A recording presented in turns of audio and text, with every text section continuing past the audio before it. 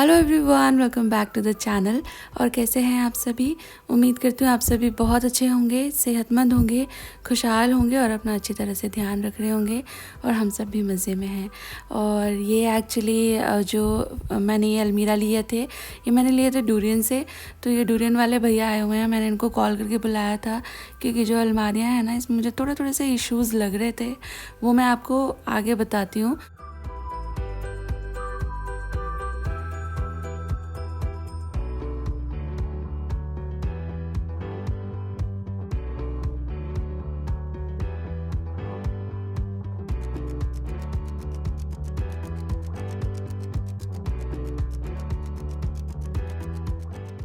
और डूरियन का after sale service ठीक ही है।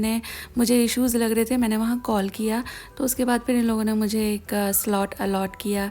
इमिजिएटली तो ये नहीं आए थे, 2-3 दिन का टाइम लेने के बाद ये लोग आ गए थे, काम कर गए। That is like enough. वरना बहुत सारे लोग तो एक बार सेल्स हो जाए तो उसके बाद उनको कितनी भी कॉल कर लें, आते ही नहीं, ढंग से काम करते नहीं, कोई सुनवाई नहीं करते। तो इस मामले में डूरियन मुझे ठीक ही लगा।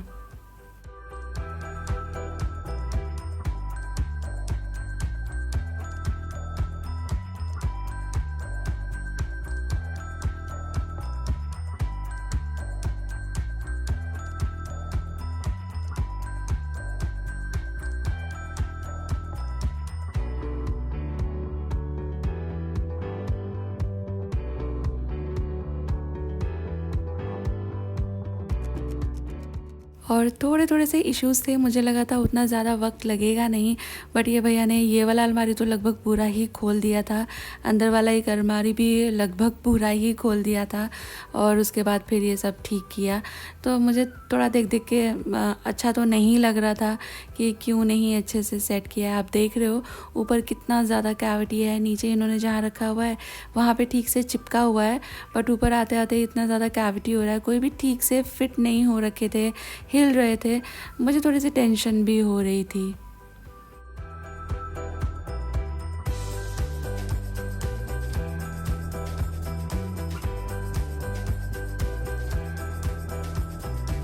हम लोग को यहाँ पे रहते हुए काफ़ी टाइम हो गया है, तो मैं ये अलमारियाँ सभी धीरे धीरे सेट कर रहे थे ना हम लोग। तो मैंने देखा कि जैसे ये है ना, अच्छी तरह से जुड़ नहीं रहा था, यहाँ कैविटी आ रही थी, दरवाजे जो हैं नीचे फ्लोर पे रगड़ खाकर खुल रहे थे। ऑल्सो कोई कोई दरवाजे में से आवाज़ आ रही थी, अलमारियाँ हिल रही थी। तो मैं है ना, ऑनेस्टली बोल रही हूँ मैं आपको, मैं थोड़ी सी ना पैनिक हो गई थी कि यार मैंने अभी अभी तो ये फर्नीचर लिया था, अभी तो इसको यूज़ करते हुए ढंग से महीना भी नहीं हुआ, क्या ये नया फर्नीचर सारा ख़राब होने लगा है। वैसे मैं आपको बताती चलूँ, जब ये फर्नीचर यहाँ पर लगा था, इंस्टॉल हुआ था, मैं यहाँ नहीं थी, शर्मा जी थे। तो मैंने फिर मतलब उनकी जो भी बात हुई होगी इंस्टॉलेशन वाले बंदों से, तो मुझे नहीं पता था उस बारे में। मुझे थोड़ा सा डर लग गया कि मेरा इतना सारा फर्नीचर अभी अभी आया और अभी ये ख़राब होने लगा। ये वाला अलमारी एकदम ठीक खड़ा हुआ था और बच्चों की भी दोनों अलमारी नहीं, एक अलमारी ठीक था, थोड़ा थोड़ा उसमें इशू था, बाकी सभी अलमारी में इश्यूज़ थे। और फिर मुझे ना टेंशन हो रही थी। फिर मैंने शर्मा जी को पूछा कि क्या हो गया, ये फर्नीचर में कुछ प्रॉब्लम आ गई है क्या। देन ही सेड कि नहीं, जो इंस्टॉलेशन वाले बंदे थे उन्होंने बोला ही था कि एक बार आप इसको फिल कर लेंगे ना तो उसके हिसाब से वो इसको अलाइन कर देंगे। तो मैंने बोला है मुझे पहले बता देते तो मुझे इतनी टेंशन नहीं आती। तो जैसे ही मुझे पता चला, मैंने इन लोगों को फ़ोन लगाया, अपॉइंटमेंट लिया और आज फिर वो भैया आ गए थे और उन्होंने सारी ही अलमारियाँ जो है अलाइन कर दी हैं। अभी एक का भी दरवाज़ा नहीं अटकता है, ना आवाज़ आती है, ना ये उस तरह से हिल रहे हैं, और ऊपर से भी पूरा का पूरा जो है अलाइन हो चुका है। तो आई एम वेरी हैप्पी। सिर्फ एक अलमीरा जो हस्बैंड की अलमीरा है बेडरूम में रखी हुई है ना, वो उसमें थोड़ा सा इशू आ रहा है, वो अभी भी टिल्टेड लगती है।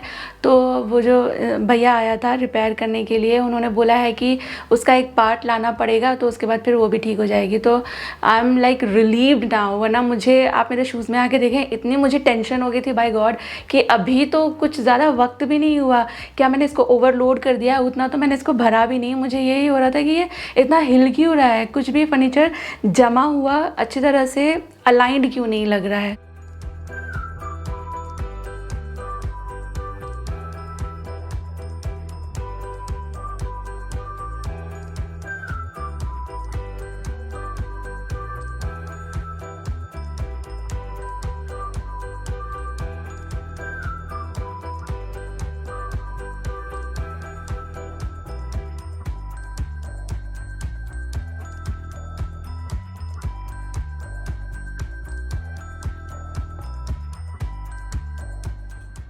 और ये हो चुकी है हस्बैंड की अलमारी तैयार। अभी जैसे समझ आए वैसे अभी के लिए कर दी है, क्योंकि काफ़ी टाइम हो गया। ये धीरे धीरे यूज़ करते करते ऊपर नीचे सामान होता ही चला जाएगा।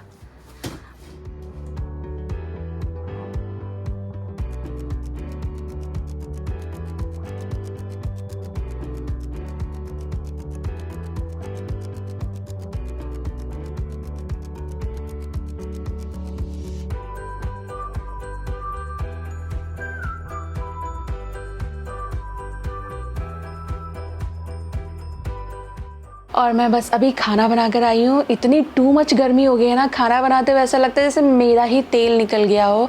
बहुत ज़्यादा गर्मी हो गई है। मेरी ऊपर से ऑयली स्किन है, फेस पे वो दाने दाने हो जाते हैं, पिंपल्स एंड ब्रेकआउट्स टू। और नो मैटर कितनी बार फेस वॉश करो, बट गर्मी में इतना पसीना आता है ना, इतना सीबम एंड ऑयल आ जाता है स्किन पर कि उसकी वजह से स्किन एकदम ही डल हो जाती है, ब्रेकआउट्स आ जाते हैं। और मुझे याद है जब मैं टीनेजर थी ना, तो मैं कभी कभी मुल्तानी मिट्टी का पैक जो है अपने स्किन पे लगाती थी। मुल्तानी मिट्टी विद रोज वाटर अपने फेस पे लगाती थी, like once in a month तो मैं लगा ही लेती थी।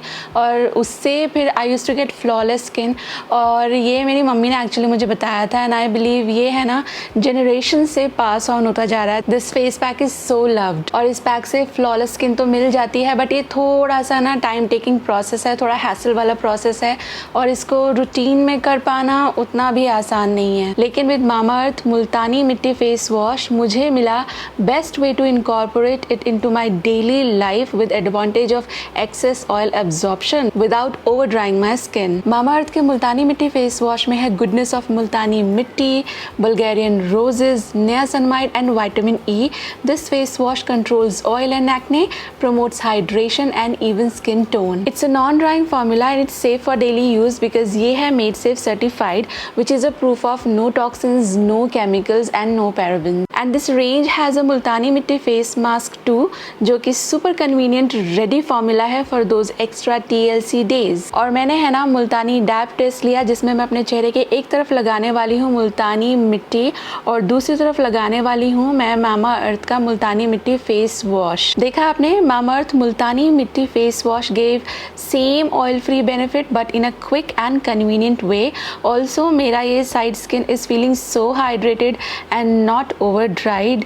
स्किन इज फीलिंग एकदम रिफ्रेश्ड एंड रिजुविनेटेड, जबकि मुल्तानी मिट्टी वाला साइड थोड़ा सा ड्राई लग रहा है मुझको। अगर आप इन प्रोडक्ट्स में इंटरेस्टेड हैं तो आप इस्तेमाल कर सकते हैं मेरा कूपन कोड विच इज नीलम 2023। इसका इस्तेमाल जब आप मामाअर्थ की ऑफिशियल वेबसाइट या उनकी ऐप पर करते हो तो आपको मिलेगा आपके ऑर्डर पे फ्लैट 20% का discount. These products are also available on Flipkart, Amazon and Nykaa and now in stores near you. जब भी आप मामाअर्थ से प्रोडक्ट खरीदते हो ना, they link your order on the website to a tree that they will plant, and by 2025 they are aiming to plant 1 million trees as part of this initiative. आप भी इस गुड कॉज का part बन सकते हो। सभी buying link रख दिया है मैंने इस वीडियो के डिस्क्रिप्शन बॉक्स में। आप इंटरेस्टेड हैं तो चेक जरूर कीजिएगा।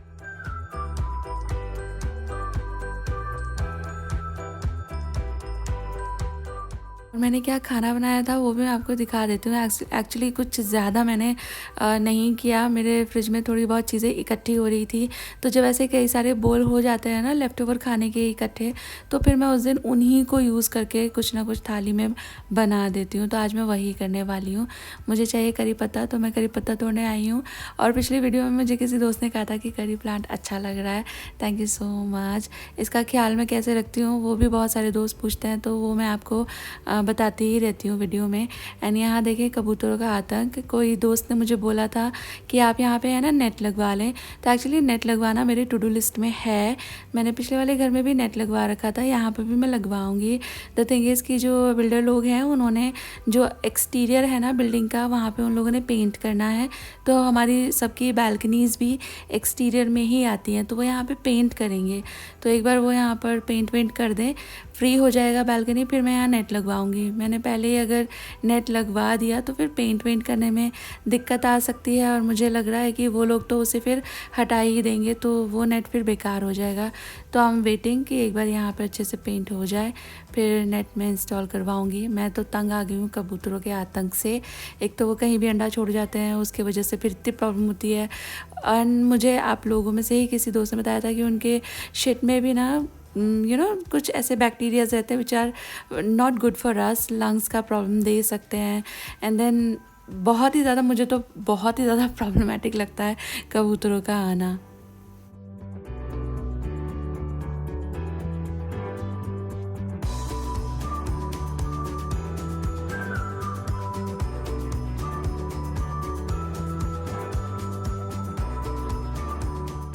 मेरे पास है ना थोड़े राइस रखे हुए थे। फ्रिज में रखे हुए राइस है ना बड़ी ही कमाल की चीज़ है।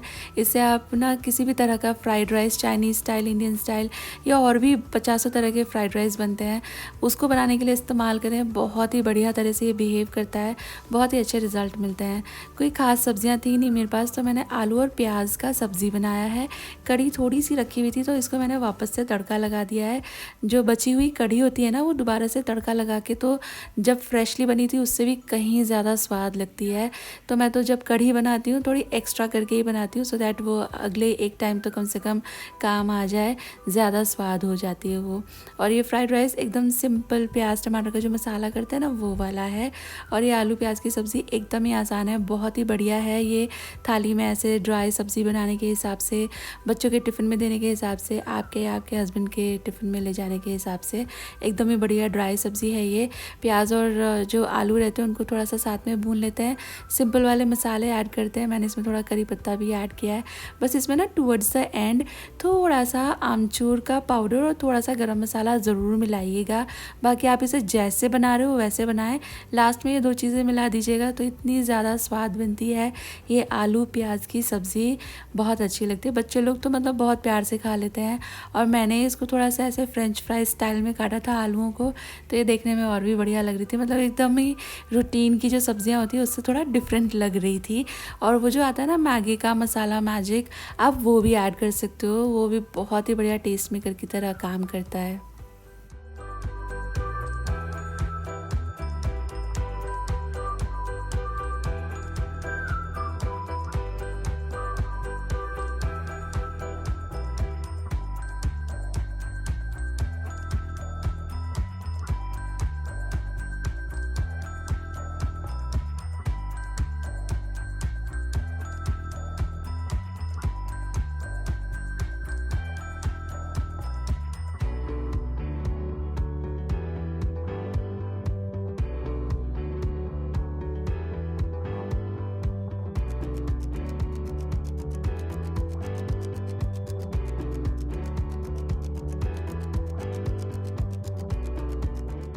बस मैं फटाफट से फुलके कर रही हूँ। ये है हमारी आज की थाली, जिसमें है लेफ़्ट ओवर कढ़ी तड़का लगा के, आलू प्याज का सब्ज़ी, पुलाव कर दिया है ये मैंने फ्राइड राइस प्याज टमाटर वाला।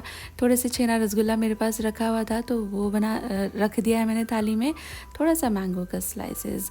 और काम खाना बनाने के साथ फिनिश नहीं होता, इसके बाद और भी काम आपका वेट कर रहे होते हैं, जिसमें कि सबसे पहले किचन क्लीन करना, फिर बर्तन का ख्याल करना।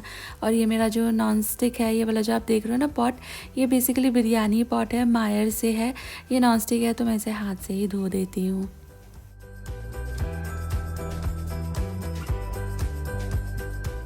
मुझे चाहिए थोड़ा सा फर्नीचर भी, तो हम लोग रात में निकले थे देखने के लिए कि देख आते हैं, कुछ समझ आएगा तो फिर झटपट से जाके ले आएंगे किसी और दिन।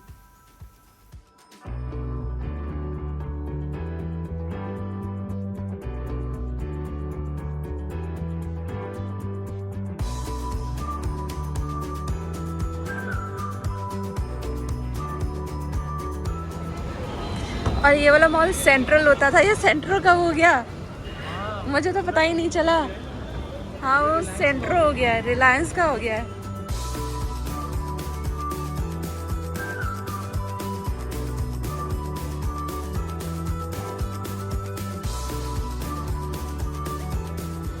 और हमको वहाँ ऊपर जाना था, लुक्स लाइक वो बंद है।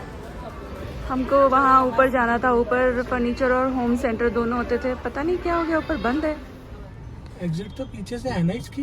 एग्जिट हाँ उधर से है। बाय बाय सेंट्रो कुछ भी नहीं मिला। बाय सेंट्रो मज़ा नहीं आया। हाँ बिल्कुल मज़ा नहीं आया, सामान भी नहीं मिला।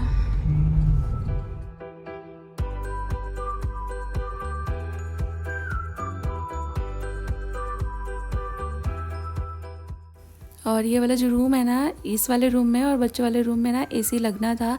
और वो एसी है एक्चुअली हमारा जो एग्जिस्टिंग घर था पिछला वाला, उसमें से उतार कर ही लाने थे। तो इसके लिए पहले उनको उतरवाने के लिए और फिर वापस उनको यहाँ लाकर लगाने के लिए हमको हायर की हेल्प चाहिए थी। दोनों एसी मेरे हायर के हैं वो वाले। मेरे पास LG और सैमसंग के भी एसी रहे हैं, बट ट्रस्ट मी हायर के एसी काफ़ी ज़्यादा बेहतर हैं। इनफैक्ट अभी ब्लू स्टार का भी है, उसका तो कहना ही क्या। वैसे भी Blue Star is giant in AC, तो उसका कूलिंग और उसका performance is way better than others, but higher फिर भी मैं बोलूँगी। एक तो थोड़ा सा ना पॉकेट फ्रेंडली है, बाकी एसी अगर आप कॉन्टेम्पलेट कर रहे हो ना एसी ख़रीदने का, तो मैं आपको बोलूँगी आप जाकर देखें कोई ऐसी जगह जहाँ आपको कई सारे ब्रांड के एसीज़ एक साथ देखने मिलें। तो आप देखिएगा कि हायर का प्राइस बाकियों से कंपैरिजन में कम है, पर इसका परफॉर्मेंस अच्छा है। 2 मेरे पास हैं और पापा ने भी हायर का ही लिया था and he is also very happy. अच्छा कूलिंग, अच्छा परफॉर्मेंस है उसका इतने कम प्राइस में। एंड सबसे बड़ा डिसअपॉइंटमेंट था एलजी का एसी, अच्छा खासा एक्सपेंसिव वो लिया था और वो बड़ी बड़ी बातें करते हैं कि 10 साल की ये वारंटी, 5 साल की वो वारंटी, लेकिन वारंटी का क्या करें जब कूलिंग ही इफ़ेक्टिव नहीं है। तो मेरा सबसे बैड एक्सपीरियंस अभी तक जो रहा है वो एलजी के एसी के साथ रहा है। बिल्कुल भी उसकी इफ़ेक्टिव कूलिंग नहीं है। शुरू के कुछ महीने तो ऐसा लगता था कि एकदम ही मस्त वाला ये ले लिया, आगे हम शायद यही ब्रांड कंटिन्यू करेंगे, लेकिन नहीं, उतना मज़ा नहीं आया उसके साथ।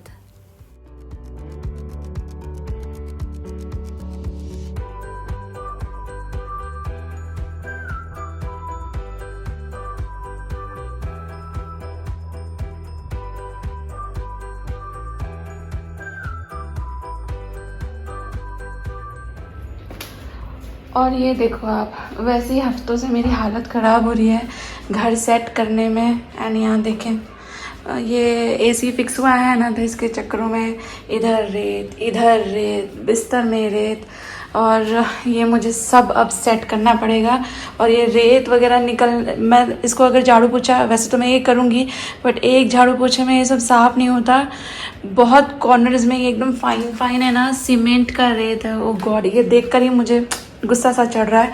ये पहले की नहीं हुआ, हालांकि ये एसी हम लोग पहले नहीं लगवा सकते थे, वहाँ पे लगा हुआ था, बच्चे सोते थे। बट येस, ऑनेस्टली 10 दिन लाइट कितनी फ्लिकर हो रही है हमारे यहाँ पे है ना। कल पूरी वायरिंग ख़राब हो गई थी तो लाइट थी भी नहीं। ये देखकर मुझे हेडेक हो रहा है। तो आई वाज सेइंग कि 10 दिन से चेज़ कर रहे थे एसी वाले भैया को। लास्ट वीकेंड उनको आना था बट वो आए नहीं, इसलिए लेट हो गया। और दिखाती हूँ, और इधर भी देखें, यहाँ तो भाई अभी तो ये रूम सेट भी नहीं हुआ था। बाय द वे आज कारपेंटर भैया आए थे यहाँ थोड़ा फर्नीचर करवाने का, उसका मेजरमेंट उन्होंने लिया था। And C everywhere dust. उफ।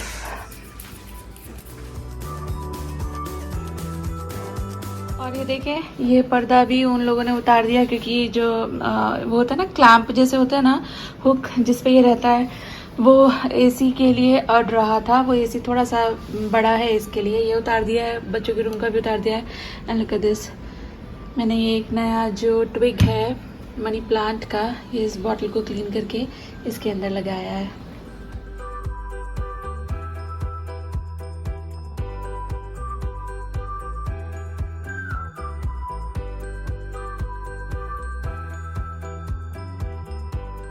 और डे टाइम पे ये एसी का सारा काम हुआ था। वैसे तो पिछले 2 दिन से ये हो रहा है। 1 दिन पहले जाकर ये भैया लोगों ने वहाँ से एसी उतारा था, तब भी डे टाइम में पापा उनको सुपरवाइज़ कर रहे थे, और रात में शर्मा जी भी पहुँच गए थे।